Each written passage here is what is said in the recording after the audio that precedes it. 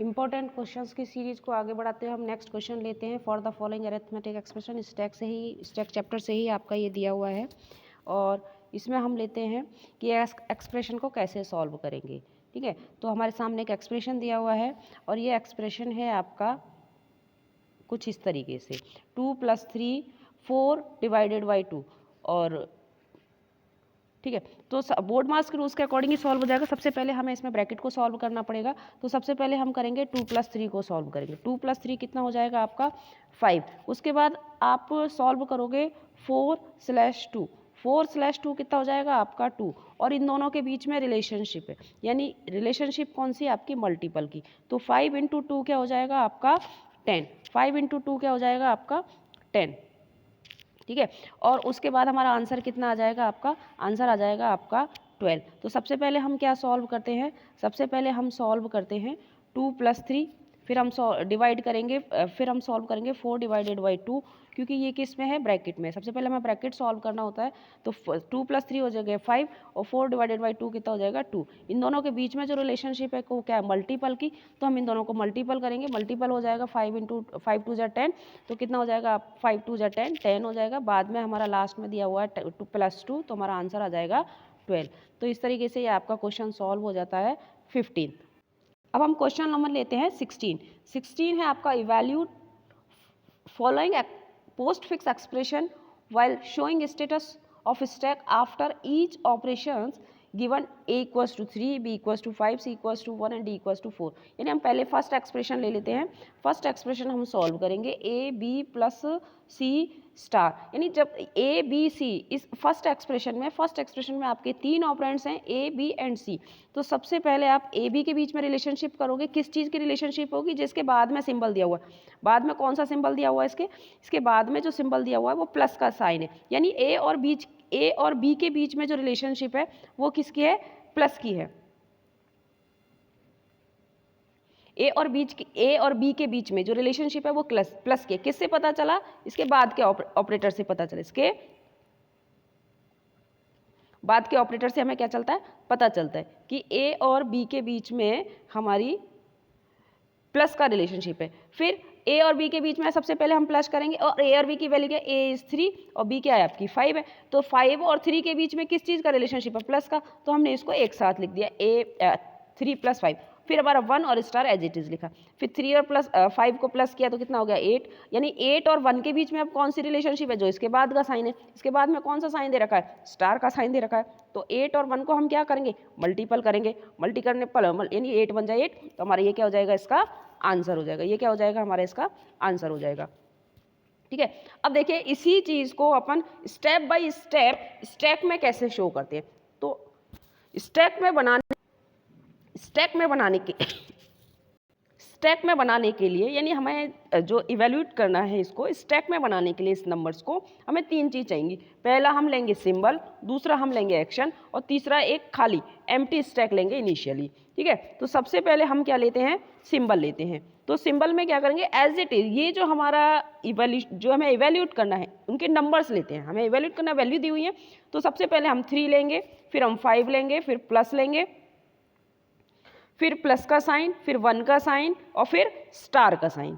ठीक है, तो अब देखिए थोड़ा सा जो स्लाइड है डिस्टर्ब हो गई है, तो मैं आपको क्लियर करती हूँ। 3 जो है वो पुश होगा, 5 जो है वो पुश होगा और 1 है वो भी क्या होगा, आपका पुश होगा। लेकिन जो प्लस है वो पॉप होगा और स्टार भी आपका पॉप होगा और जो लास्ट वैल्यू है वो भी क्या होगी, आपकी पॉप होगी। यानी 3 के नीचे क्या होना चाहिए, पुश होना चाहिए।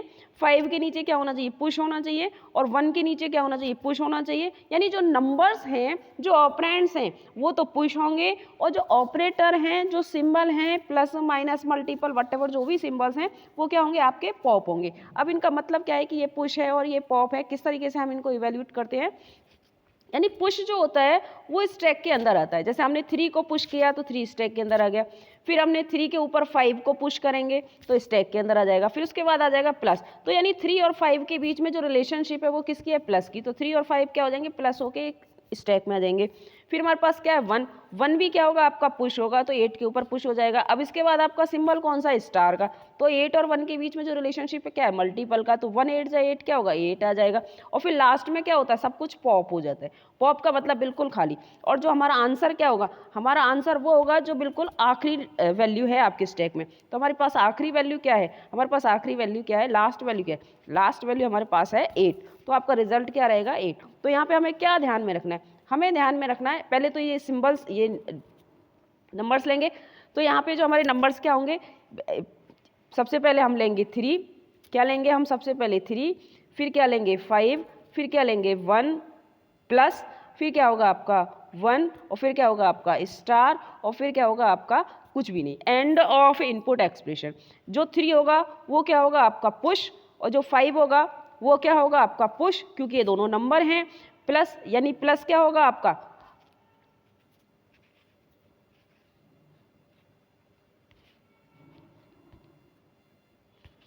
ठीक है, यानी आपको 3, यहाँ पे 3 होगा ये पुश होगा, ये 5 है ये पुश होगा, यहाँ पे प्लस आएगा ये पॉप होगा, फिर 1 क्या होगा आपका पुश होगा, फिर स्टार क्या होगा आपका पॉप होगा, ठीक है ना। जो स्टैक के अंदर पुश हो रहे हैं वो स्टैक के अंदर आपके शो हो जाएंगे, जो भी इनके अंदर सिंबल आएगा वो रिलेशनशिप इनको कैलकुलेट करेगी। यहाँ पे फिर आपका 1 पुश हो गया, फिर दोनों में मल्टीप्लाई हो गया, लास्ट में आपका फाइनल क्या हो गया, स्टैक एम्प्टी हो गया, और आपका रिजल्ट आ गया। तो what is your result, your result is 8। मेरे ख्याल से आपको समझ में आ गया होगा कि हमने किस तरीके से सॉल्व किया है। अब हम इसका बी पार्ट सॉल्व करते हैं। बी पार्ट है आपका A B star C slash D star, यानी ए की वैल्यू आपकी क्या है, ए की वैल्यू आपकी 3 है तो आपने 3 लिखा, बी की वैल्यू क्या है आपकी, बी की वैल्यू आपकी 5 है तो आपने 5 लिखा, फिर उसके बाद स्टार यानी इनके बीच में सिंबल आ रहा, फिर 1 फिर 4, जो भी नंबर्स आपके पीछे दे रखे थे वो हमने यहाँ पे लिख दिए। तो अब हम इसको सॉल्व किस तरीके से करेंगे, सबसे पहले हमें क्या करना है, 3 और 5, 3 और 5 के बीच में 3 और 5, इसके बाद के सिंबल कौन सा है, स्टार।